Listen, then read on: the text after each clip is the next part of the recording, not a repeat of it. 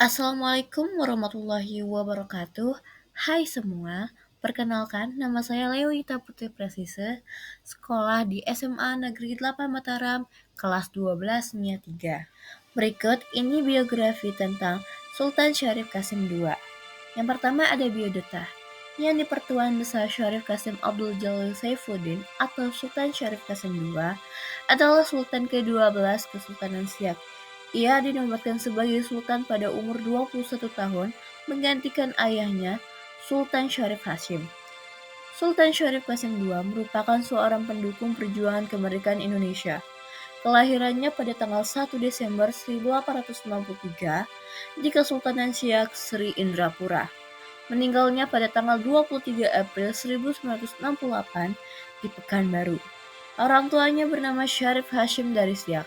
Pendidikan Institut Beck and Fulton.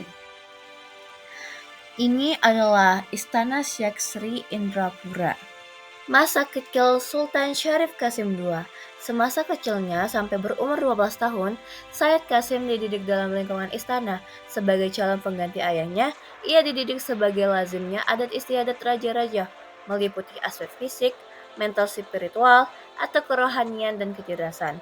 Setelah Syed Kasim berumur 12 tahun, ia dikirim ke Batavia, yang saat ini disebut Jakarta, pusat pemerintahan Hindia Belanda saat itu. Masa pendidikan Sultan Syarif Kasim II. Di Batavia, Syed Kasim melanjutkan pendidikan tentang hukum Islam dan berguru kepada Syed Hussein Al-Habsyi yang merupakan ulama besar dan juga termasuk orang pergerakan nasional. Selain belajar mengenai hukum Islam, ia juga menuntut ilmu hukum dan ketatanegaraan dari Profesor Snook Horney dari Institut Beck and Fulton. Dalam kehidupannya, yang sangat berpengaruh adalah ajaran dari Syed Hussein Al-Habsyi hingga ia menjadi pemeluk agama Islam yang taat dan berjiwa bersahabat yang tinggi. Masa penempaan diri selama 11 tahun dari tahun 1904 sampai tahun 1915 di Batavia yang saat ini merupakan pusat pergerakan nasional, telah menanamkan kepada pemuda Syed Kasim semangat persatuan, semangat kemerdekaan, dan semangat untuk melawan penjajah. Masa awal pemerintahan dan perjuangan Sultan Syarif Kasim II. Saat Syed Kasim berumur 16 tahun, semasa masih menuntut ilmu di Batavia, ayahandanya Sultan Asyidis Syarif Hashim Abdul Jalil Saifuddin meninggal dunia bertepatan tahun 1908.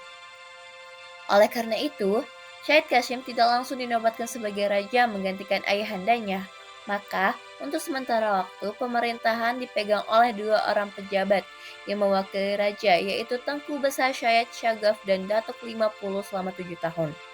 Sekembalinya dari Batavia pada tanggal 3 Maret 1915, dalam usia 21 tahun, Syed Kasim dinobatkan menjadi Sultan Kerajaan Siak Sri Indrapura yang ke-12 dengan gelar Sultan Asyidis Syarif Kasim Abdul Jalil Saifuddin.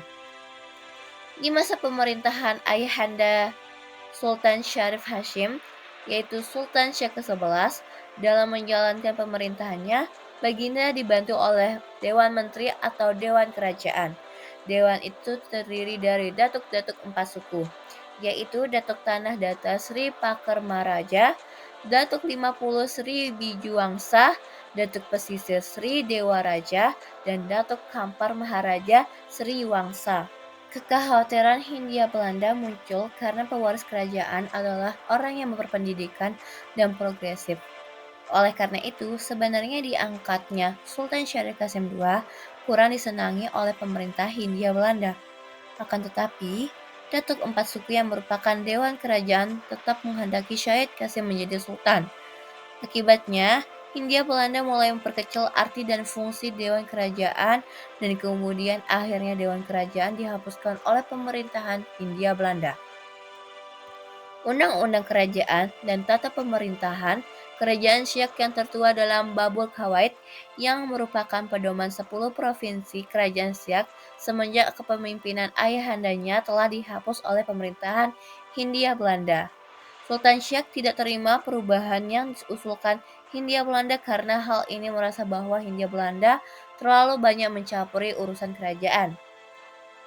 Pemaksaan dan tekanan terus-menerus dilakukan Hindia Belanda akhirnya membuahkan hasil, sehingga struktur pemerintahan di daerah-daerah dapat mengubah Hindia Belanda dari bentuk provinsi menjadi distrik dan onder-distrik. Selanjutnya, kerajaan Siak terdiri dari 5 distrik, yaitu Distrik Siak, Distrik Selat Panjang, Distrik Bagansia Api, Distrik Bukit Batu, dan Distrik Pekanbaru. Setelah Datuk 4 suku tidak berfungsi lagi, penghasilan hutan tanah yang disebut pancung alas tidak boleh lagi dipungut. Dari hari ke hari, tekanan oleh pihak Hindia Belanda semakin terasa dan meresahkan rakyat. Sultan Syarif Kasim II semakin menentang Hindia Belanda dan memandang perlunya membangun kekuatan fisik karena ancaman Hindia Belanda tidak dapat dielakkan lagi. Sultan membangun kekuatan militer yang berawal dari barisan kehormatan pemuda-pemuda, dilatih untuk membangkitkan semangat perlawanan dan mempertahankan diri serta membela nasib rakyat. Sultan Syarif Kasim II menolak campur tangan peraturan pemerintah Hindia Belanda terhadap rakyatnya dan tetap mempertahankan keberadaan kerapatan tinggi kerajaan Siak yang diatur dan disusun oleh kerajaan Siak sendiri. Sultan Syarif Kasim II dengan tegas juga menolak mengakui Kesultanan Siak sebagai bagian dari pemerintah kolonial Hindia Belanda. Meskipun para sultan pendahulunya telah terikat perjanjian dengan Hindia Belanda, termasuk perjanjian London pada tahun 1824. Dalam menentang penjajahan Hindia Belanda, Sultan Syarif Kasim II memandang kekuatan fisik harus diimbangi dengan kekuatan pelatihan mental dan pendidikan rakyat. Untuk mendirikan sekolah bagi anak negeri dan memberikan beasiswa kepada anak-anak yang berbakat di kerajaan Siak Sri Indrapura. Pada tahun 1917, dengan harta yang dimilikinya, Sultan Syarif Kasim II mendirikan sekolah agama Islam yang diberi nama Madrasah Taufikiyah Al-Hashimah. Pada tahun 1926, Sultan dan Permaisuri Tengku Agung membangun sekolah untuk kaum wanita yang diberi nama Latifah School. Masa penjajahan Jepang. Pecahnya Perang Asia Timur Raya pada tahun 1942, tentara Jepang menduduki Singapura dan semenanjung Malaka. Tentara Jepang sampai di Pekanbaru melalui Sumatera Barat dan Sumatera Utara. Orang-orang Hindia Belanda gelisah dan mengharapkan perlindungan dari Sultan Syarif Kasim II. Di tangsi militer Hindia Belanda, tentara Jepang mengumpulkan pembesaran Hindia Belanda, baik sipil maupun militer. Kemudian mengutus inspektur polisi untuk meminta Sultan Syarif Kasim II datang ke kantor konsuler. Namun, Sultan menolak untuk datang dan tetap berada di Istana Siak. Kerajaan Siak tetap berjalan seperti biasa. Tata pemerintah tidak berubah, hanya penyebutan nama dan jabatan yang berubah. Tidak lama setelah musyawarah Kaisi, atau yang bisa disebut musyawarah raja-raja, Jepang menangkapi beberapa raja di Riau.